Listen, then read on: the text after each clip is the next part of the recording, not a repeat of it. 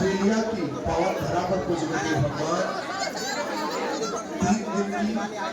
श्री हनुमत कथा करने के लिए लंदन में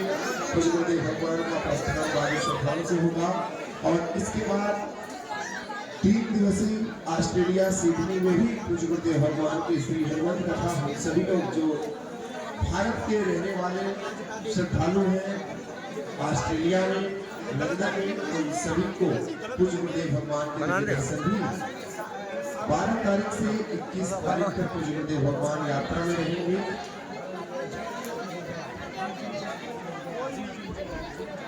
यात्रा में रहेंगे 12 तारीख से 21 तारीख तक। इसके बाद पूज्य गुरुदेव भगवान 22 तारीख को प्रातःकालीन में ही पूज्य गुरुदेव भगवान बालू श्रद्धालु से आश्रम पर पूज्य गुरुदेव भगवान का आगमन होगा।